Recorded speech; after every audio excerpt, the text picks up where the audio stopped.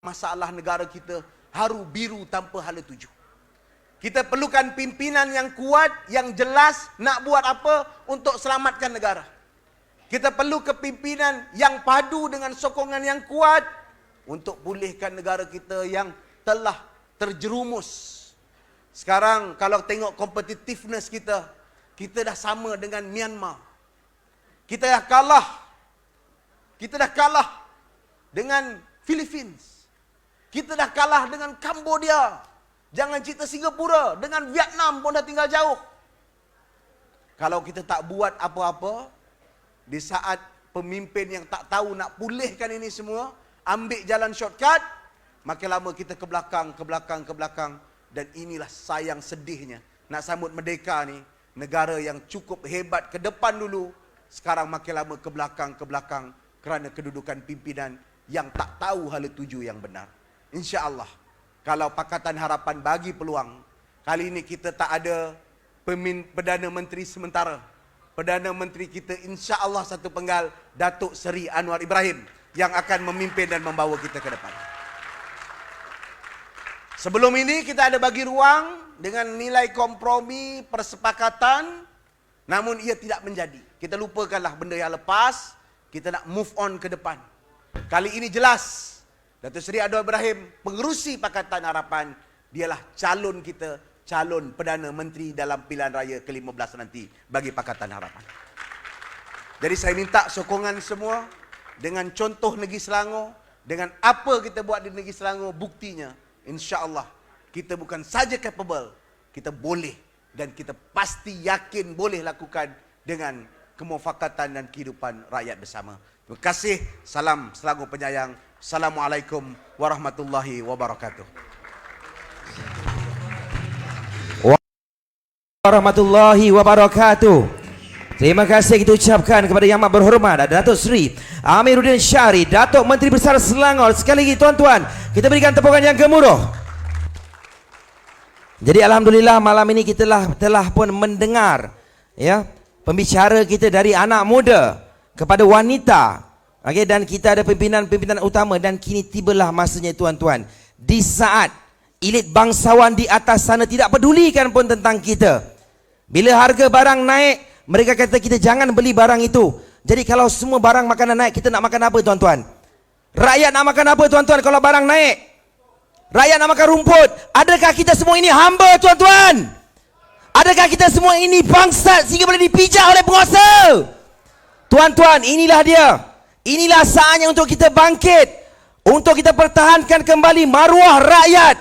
Ingat tuan-tuan, suara rakyat, suara keramat. Dengan ini saya mempersilakan bapa reformasi kita, insya-Allah bakal kita nobatkan Perdana Menteri kita Yang Berhormat Datuk Seri Anwar Ibrahim, pengerusi Pakatan Harapan. Assalamualaikum warahmatullahi wabarakatuh dan salam sejahtera. Alhamdulillahillazi arsala rasulahu bil huda wa dinil haqq liyuzhirahu 'alad dini kullih wa kafa billahi syahida. Usalli wa usallimu ala rasulil karim wa ala alihi wa sahbihi ajma'in. Saudara pengacara, Saudara Amiruddin, Menteri Besar dan Datin, Suilim bin DAP Selangor, dan Dr. Zul, sahabat kita, mantan Menteri Kesihatan. Semua orang suka dia, melainkan orang yang merokok. Ada yang berhormat, rakan-rakan yang saya muliakan, terima kasih kepada Pak Ya, Juwairiyah, Tiban yang mengatur majlis pada malam ini. Dan saya bangga alhamdulillah kerana bukan saja kita dengar tentang kejayaan, kemantapan negeri Selangor di bawah pimpinan Saudara Amiruddin, tetapi kita dapat menyaksikan bahawa dalam langkah melonjakkan semangat rakyat menuntut perubahan, kali ini nampaknya bergema kuat dari negeri Selangor. Saya ucap tahniah dan salut kepada Menteri Besar dan rakan-rakan. Saya mula dengan ini kerana Musuh Ili memang pakar Jawa. bahasa Jawa. Saya cuma pengagum seorang leluhur, pemikir dan pujangga keraton Yogyakarta, Ronggo Warsito. Beberapa kali saya tekankan, apa dia keistimewaan Ronggo Warsito? Ronggo Warsito itu keturunan pujangga istana yang menghadapi ujian kerana nenek dia dilarikan dan dibunuh tanpa kesannya oleh penjajah Belanda. Datang giliran dia bukan penjilat, bukan pengampu, tapi dia ada kebijaksanaan. Ini kehebatan seorang pujangga Jawa. Namanya Ronggo Warsito. Dia menulis beberapa bait yang sangat mengesankan sehingga Soekarno, Presiden pertama Republik Indonesia yang disebut Sang Proklamator, mengarahkan supaya karya besar Ronggo Warsito zaman edan itu dicetak semula dengan ulasan dan dengan terjemahan ke bahasa Indonesia. Jadi saya nak mulakan malam ini dengan membicarakan tentang apa dia maksud pujangga Jawa ini yang dianggap hebat.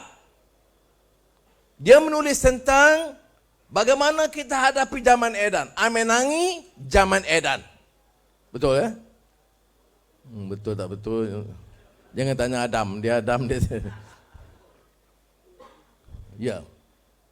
Jadi kalau kita ikut zaman edan ni apa? Lantik orang-orang yang merosak, perasuah dan penzalim, penjilat, penjajah Belanda. Orang-orang yang tidak prihatin terhadap derita rakyat. Orang yang baik dihumban ke penjara, orang yang rasuah dan penjilat diangkat dan diberi anugerah. Ini sebabnya zaman edan. Akhirnya apa berlaku? Akhirnya kelaparan. Dr. Zul tak tahu. Ya. Akhirnya kelaparan. Kerana sistem itu rusak. Elit yang berkuasa itu memunggah kekayaan. Dan rakyat terbiar. Tetapi kata Ronggo Warsito, percayalah. Dilalah kursa Allah. Ya lebih kurang ya. Dengan kuasa Allah Subhanahu Wa Taala. Luih bejo. Bab malam ni jadi Tiban tahu Jawa. Apa dia? Dalam hadapi masalah ini apa dia? Kita ada ciri-ciri zaman edan ini. Orang yang jelas rasuah diangkat, disanjung. Yang lain dihina, dikecam.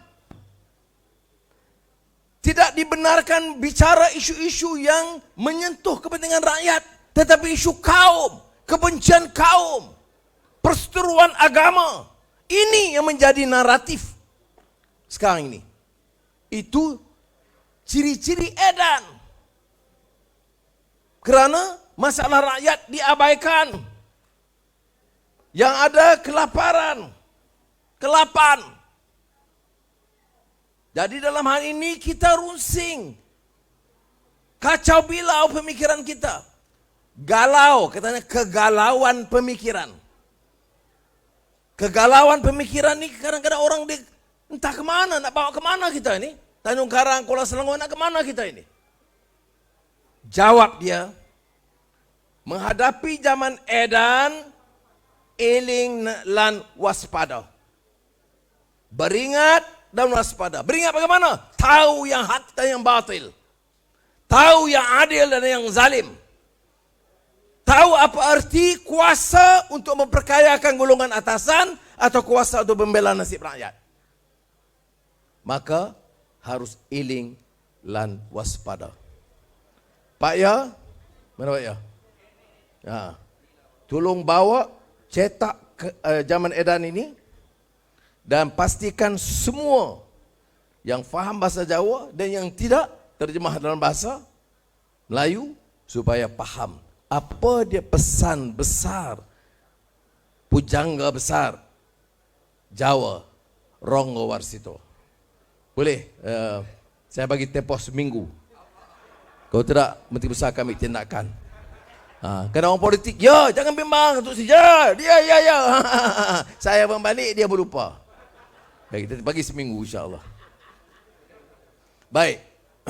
Jadi apa dia? Mukadimahnya iling lan waspada. Bagaimana kita beringat? Kita kena ambil tahu. Ada orang kata bosan dengan politik ini, kata Adam. Betul. Meluat dengan pembohongan. Ya. Lantiklah Perdana Menteri. Dia bagi kat bini dia. Lantik Perdana Menteri lagi. Dia bagi anak dia. Lantik satu lagi. Dia jaga menanti dia. Jadi negeri ini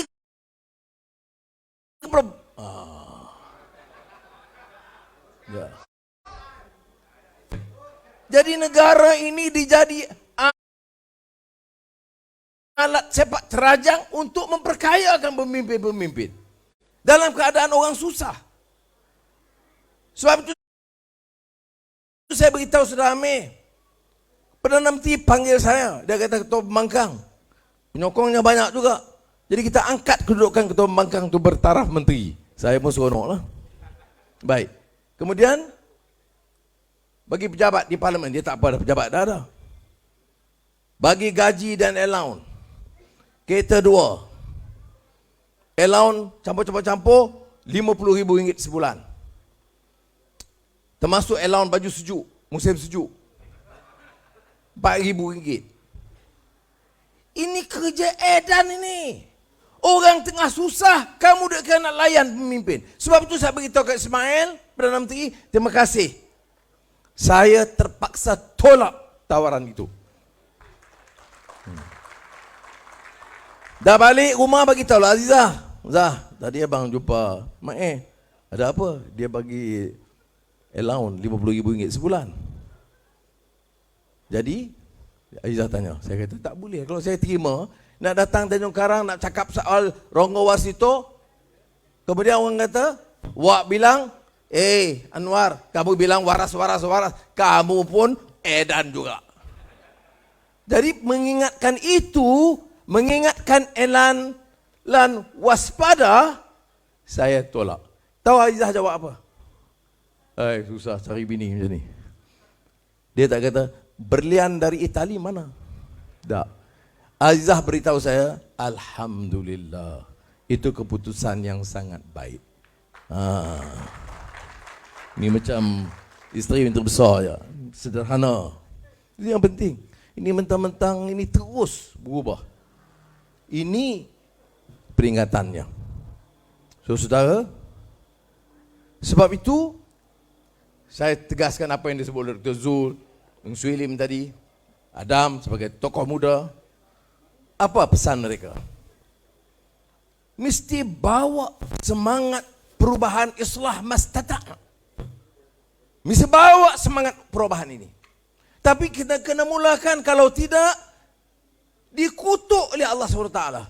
Ya ayyuhallazina amanu lima taqulu ma la taf'alun kabura maqtan indallahi an taqulu ma la taf'alun. Kamu mesti perkotakan apa yang kamu katakan, amal apa yang kamu katakan. Karena kalau tidak, Allah amat benci orang-orang yang berjanji menyatakan tetapi tidak mengamal. Ini peringatan kepada kita, saudara. Ya. Jadi saya harap kita ingat, mesti bawa. Sebab itu kita, bila kita dengar Selangor, jangan kita lupa, walaupun setengah orang lupa, 15 tahun dah kita perintah. Bayangkan dan banding dengan apa yang berlaku sebelumnya. Kontrak, projek, tanah, semua diangkut oleh keluarga menteri besar dan exco-exco. Jadi Eng Suilin, kalau dulu exco, zaman menteri besar, BN dulu, banyaklah tanah. Nah, kamu tak mau join, kamu nak degil juga dengan DAP, nasib kamu. Tetapi ini yang dikatakan prinsip dalam hidup. Ya. Jadi jangan lupa, bapak-bapak mesti bagi tahu anak-anak mereka apa perubahannya. Anak masuk universiti, meninggal dunia, bayi, orang miskin, semua itu diberikan pertimbangan, yang itu dikatakan kepedulian yang disebut oleh Amir sebagai rahmah. Betul lah, ha? Lah tekun kau betul Sarah. Ya. Menteri besar tadi mula dengan membaca, menafsir sebahagian daripada surah Balad, Al-Balad. Balad ni kota, cerita kota Bekah. La uqsimu bihadzal balad wa anta hillun bihadzal balad wa walidun wa ma walad. Ini mengenai kota, sejarah kota, deritanya, kepayahannya, keperitannya, tetapi keistimewaannya sebagai kota suci. Tetapi yang nak disampaikan dalam mesej Balad ini juga, bagaimana boleh kita angkat darjat dan martabat manusia ini? Ya, solat, buat baik, ya. Apa yang ditekankan dalam surah Al-Balad? Falaqtahamal aqabah wa ma adraka mal aqabah fakku raqabah. Bagaimana boleh kita, apa dia aqabah ini? Dan bagaimana boleh kita capai tahap yang tinggi? Ya. Bagaimana boleh kita angkat darjat kita ini? Dalam politik baik, sebagai ibu bapa, dalam masyarakat, sebagai menteri besar atau esko atau apa-apa jabatan sekalipun. Kita juga ingat, Allah menjanjikan kepada kita, bagaimana boleh kita angkat darjat kita agar lebih seolah-olah mendaki ke tahap yang lebih tinggi. Al-Quran menjawab, yang pertama, fakku raqabah. Apa dia fakku raqabah? Bebaskan manusia dari perhambaan. Perhambaan dikupas oleh para ulama mufassir, apa dia? Meletakkan manusia, menghilangkan kebebasan mereka. Apa yang disebut dalam frasa Perancis, eksploitation, harlom, parlom. Sebab apa saya sebut Perancis? Kalau Jawa ada orang faham, Perancis tak ada siapa faham.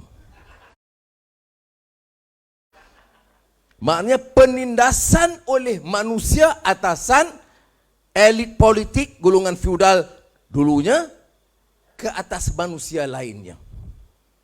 Fakku raqabah itu bebaskan, biar dia bicara, biar dia dengar, biar ada hak dia. Jangan sampaikan disisihkan daripada arus pembangunan dan perubahan. Khalifah Umar Ibn Khattab radhiyallahu an pernah menulis kepada Abu Hasan Asy'ari, Abu Musa Asy'ari. Apa kata dia? Ini bicara soal pembangunan. Siapa di mana dirumuskan Al-Quran, jangan kekayaan berlega di kalangan kelompok kecil. Dialah menteri, dialah projek, anaklah dia dapat kontrak, binilah dapat saham. Semua nak mentergedah pada keluarga mereka. Kemudian bila datang kampung, hidup Melayu. Dan kita pun hidup Melayu. Bagi tangan, ciumlah lagi. Ya. Tapi kalau tengok, dikumpul kekayaan, dikaut untuk dirinya.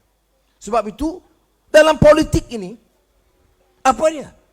Bebaskan manusia. Bebaskan daripada penindasan. Bebaskan daripada kejahilan. Bebaskan daripada segala tipu helah orang yang berkuasa. Ini yang kita sebut fakku raqabah. Yatiman za maqrabah au miskinan za matrabah. Orang yatim dan orang miskin. Ingat kategori dia. Kalau betul kita ini pejuang, kalau betul kita nak parti, nak bela nasib rakyat, kalau betul kita nak dari kerajaan negeri Selangor dan kerajaan Malaysia, jangan lupa, pertama fakku raqabah, bebaskan rakyat dari segala bentuk penindasan dan perhambaan. Kedua, jaga anak-anak yatim. Ketiga, bebaskan manusia yang miskin secara bersungguh-sungguh. Bebas apa? Harga barang ayam dah naik 6 bulan. Sebelum raya puasa, nak masuk raya haji. Raya Cina. Baru minggu lalu tubuh jawatan kuasa kabinet. Ini kerajaan apa ni? Saya pernah jadi menteri belas tahun juga, menteri kewangan 8 tahun. Dengar saja nak naik, sebelum naik, sebulan 2 bulan sebelum naik, sebelum raya kita tahu nak naik, terus jawatan kuasa kabinet tangani masalah itu. Jadi boleh kawal. Sekarang dah naik melambung dah. 13-14 ringgit tu kilo ayam. Baru buat jawatan kuasa kabinet. Bangang. Tidak membantu sama sekali masalah rakyat. Tidak prihatin masalah rakyat. Jadi nak sebut mana yatiman za makrabah atau miskinan za matrabah. Mana dia? Tidak mungkin ini berlaku. Hanya dalam pengucapan. Jadi kita kena ingat kategori ini. Kalau betul ini yang dijanji oleh Quran, yang disebut tadi oleh Saudara Amir, saya ni tukang syarah lah, dia bagi modal tadi, yaitu kesabaran dan kasih sayang. Thumma kana minal ladzina amanu wa tawasaw bis sabri wa tawasaw bil marhamah ulaika ashab maimanah. Asyik baik. Duduk penjara lama boleh hafal banyak Zul. Baik. Maknanya kalau betul kita laksanakan ini sebagai orang beriman, maka dengan kesabaran, dengan kasih sayang, compassion. Kasih sayang, rahmah itu sangat penting. Segala projek-projek dijalankan oleh kerajaan negeri Selangor, bila melihat kepada seorang India di estate hijau, Cina miskin di sekincan, orang Melayu yang ramai, petani, peladang, pesawah semua ini, kalau ada dari nadi hati nurani, itu yang disebut marhamah, kasih sayang. Jadi mudah-mudahan saudara malam ini kita perbarui tekad kita. Bagi orang Jawa, baca Ronggo Warsito.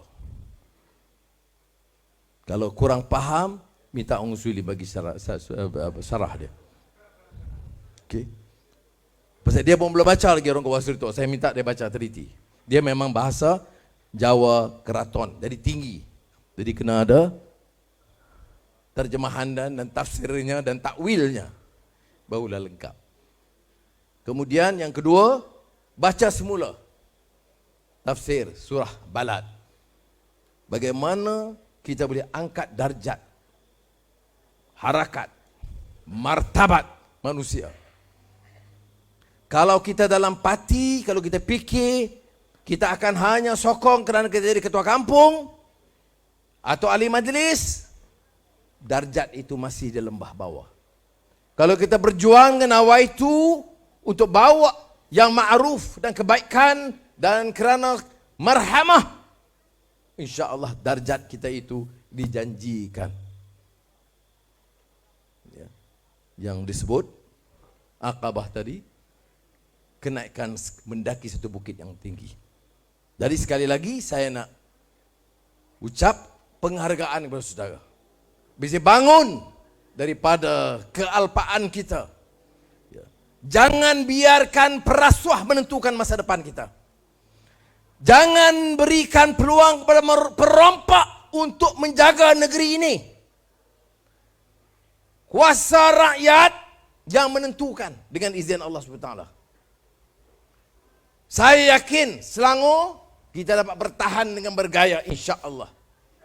Tapi saya mau rakan-rakan di Selangor habis sebulan ini menjelajah seluruh Selangor, turun ke lapangan di negeri-negeri lain, cerita apa yang berlaku di Selangor, perbedaan dengan cara pentadbiran sekarang dengan yang lepas, supaya perubahan itu berlaku. Tak ada masalah sama sekali. Ada orang kata kita itu bukan Islam kerana kita baik dengan DAP. Podah. Ini hanya politik orang yang bebal. muflis idea. Ya. Bicara soal agama, bicara soal kaum, tapi mendera rakyat. Jadi saudara dan saudari, terima kasih jazakumullah khairan kathiran atas semangat yang ditunjukkan di Tanjung Karang dan Kuala Selangor ini, dan kita akan bawa perubahan insya-Allah. Wassalamualaikum warahmatullahi wabarakatuh.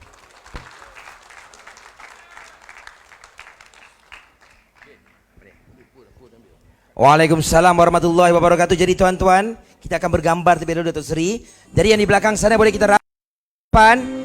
Kita akan bergambar bersama-sama dengan pimpinan. Boleh rapat sikit tuan-tuan dan puan-puan. Yang di belakang